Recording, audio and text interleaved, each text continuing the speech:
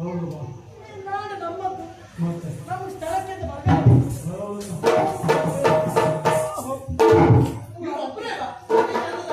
ಬೇರೆ ಯಾರು ಇಲ್ವಾ? ಇವಳು ಒಬ್ಬರೇ ಚಂದ.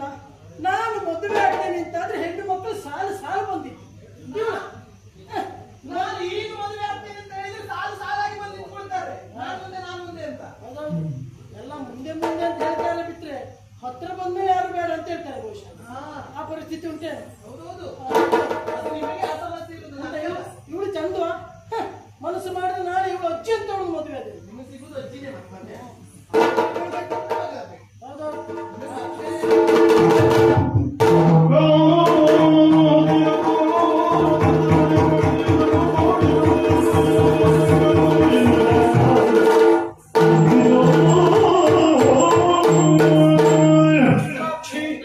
ನಿನ್ನ ಕುರಿತಾಗಿ ವ್ಯಾಮೋಹಗೊಂಡಿರುವಂತಹ ನಾನು ನಮ್ಮಲ್ಲಿರುವ ರಕ್ತಕೇಶಿ ಎನ್ನುವ ದಾನವಿಯನ್ನು ನಿಮ್ಮಲ್ಲಿಗೆ ವೃದ್ಧೆಯ ರೂಪದಲ್ಲಿ ಕಳೆದುಕೊಟ್ಟದ್ದು, ನಿನ್ನನ್ನು ಇಲ್ಲಿಯವರೆಗಾಗಿ ಕರೆತಂದದ್ದು.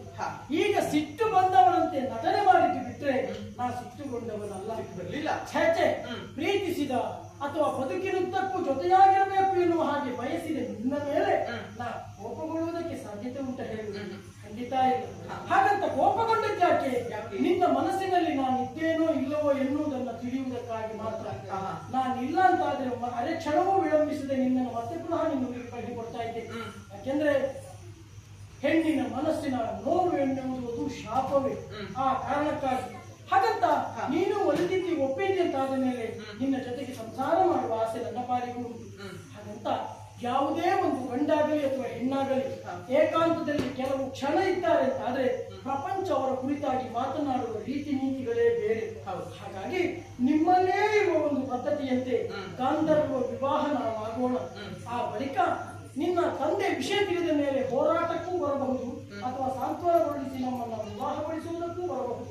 ಒಂದ ಕಾಲ ಅವರಲ್ಲಿ ಕ್ಷಮೆ ಯಾಚಿಸಿ ನಾವಿಬ್ಬರು ಶಾಸ್ತ್ರೋಕ್ತವಾಗಿ ಪುರಜನರ ಸಹಿತ ವಿವಾಹವಾಗುವುದು. ಹೌದಲ್ಲ? ಅಂತೂ ನಮ್ಮ ಪಾಲಿಗೆ ಮಂಗಳವನ್ನು ಉಂಟು ಮಾಡಿದ್ದಾನೆ ಆ ಮಹಾಸ್ವಾಮಿ. ಹಾಗಾಗಿ ನೀಲಕಂಠ ಮಹಾಬಪ್ಪು ಸ್ವಾಮಿಗೆ ವಂದಿಸುತ್ತಾ ಅವನಲ್ಲಿ ಮಂಗಳವನ್ನು ಕೋರುತ್ತಾ